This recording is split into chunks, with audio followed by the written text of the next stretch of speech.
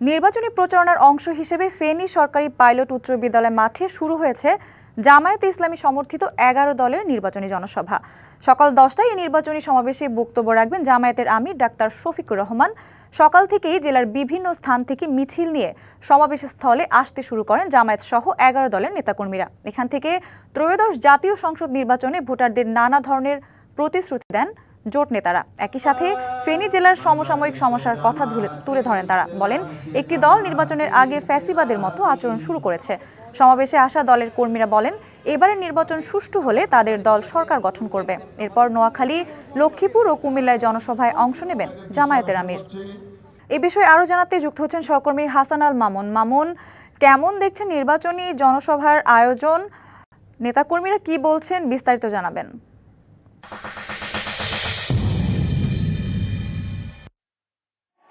আপনাকে ধন্যবাদ। নির্বাচনী প্রচারণার অংশ হিসেবে ১১ দলের যে নির্বাচনী জনসভা, সেই নির্বাচনী জনসভা আজকে ফেনীতে শুরু হয়েছে। সকাল ১০টায় ফেনীর এই সমাবেশে বক্তব্য রাখবেন বাংলাদেশ জামায়াত ইসলামীর আমির ডাক্তার শফিকুর রহমান।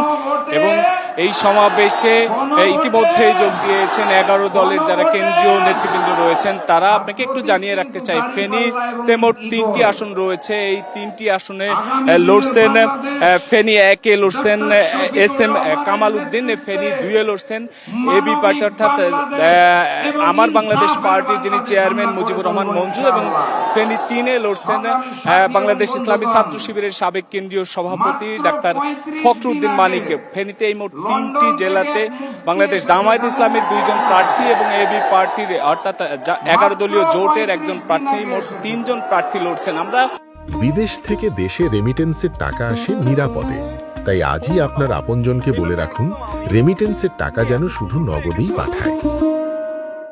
ফেনী অঞ্চলের মানুষের যেই আশা আকাঙ্ক্ষা বা তাদের দাবি কি, সেই বিষয়গুলো একটু জানবো আমাদের প্রতিনিধি আবু তাহের ভুইয়ার কাছে।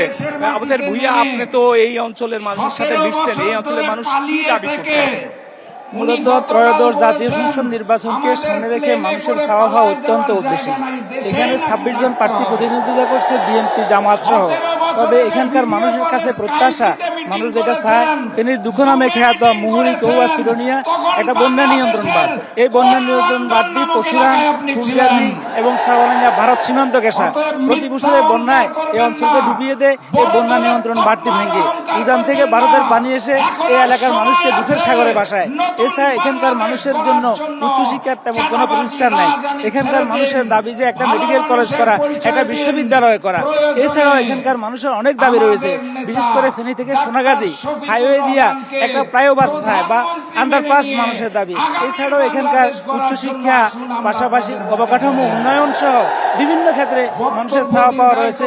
তারা এখানকার জনপ্রতিনিধি যারা এখন প্রতিশ্রুতি দিচ্ছেন, তারা বলছেন যে প্রতিশ্রুতিটা যারা পরবর্তীকালে নির্বাচিত হলে যাতে ঠিক থাকে, কিন্তু সেই ক্ষেত্রে মানুষের অনেক সময় প্রত্যাশা মতো কাজ হয় না এবং তারা ভোট দিয়ে খুব আশা নিয়ে, ভরসা নিয়ে যে তারা এলাকাবাসীর উন্নয়ন করবে। কিন্তু সেই আমরা দেখছি দেশের বিভিন্ন স্থানে জামাত বিএনপির একটি সংঘর্ষ দেখা যাচ্ছে ভোট চাওকে কেন্দ্র করে। আপনার ফেনীতে কি অবস্থা? ফেনীতে এখন পর্যন্ত তেমন কোনো সংঘর্ষ হয়নি।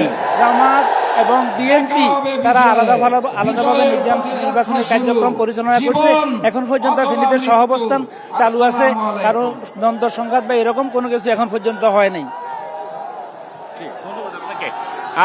আমরা যেটি দেখছিলাম, যেটি জানছিলাম, ফেনী যিনি প্রতিনিধি রয়েছেন আবু তাহের ভুইয়া, তিনি জানাচ্ছিলেন এই অঞ্চলের মানুষের দাবি। তো ফেনীর বিভিন্ন অঞ্চল যেই থানাগুলো রয়েছে, সেই থানাগুলো থেকে কিন্তু লোকারণ্য হয়েছে ইতিমধ্যেই। ফেনী সরকারি কলেজ মাঠ পুরো লোকারণ্য হয়েছে। আমরা দেখছি সকাল 10টায় এখানে বক্তব্য রাখবেন বাংলাদেশ জামায়াত ইসলামের আমির। এরপর সকাল 11টায় নোয়াখালীতে এবং বেলা 2টায় লক্ষ্মীপুরে সমাবেশে বক্তব্য রাখবেন। এরপরে সন্ধ্যা 6:30টায় ফেনীতে বক্তব্য রাখবেন বাংলাদেশ জামায়াত ইসলামের আমির ডাক্তার শফিকুর রহমান। ইতিমধ্যেই মঞ্চে বিভিন্ন দলের নেতারা যারা রয়েছেন 11 দলের, তারা বক্তব্য রাখছেন। এর আগে বক্তব্য রাখছিলেন জাতীয় গণতান্ত্রিক পার্টির যিনি সভাপতি, যিনি মুখপাত্র রয়েছেন জনাব খন্দকার, জনাব বাংলাদেশ জামাত রাশেদ প্রধান তিনি কথা বলছিলেন। তিনি বলছিলেন যে একটি দল দেউলিয়া হয়ে আজকে 11 দলের নেতা কর্মীদের ভোট চাওয়াকে কেন্দ্র করে বিভিন্ন হামলা করছে, তাদেরকে গায়ে হাত দিচ্ছে, এমনটি দাবি করছে। এবং এই সমাবেশ থেকে তারা যে দাবি করছেন যে একটি সুষ্ঠু নির্বাচন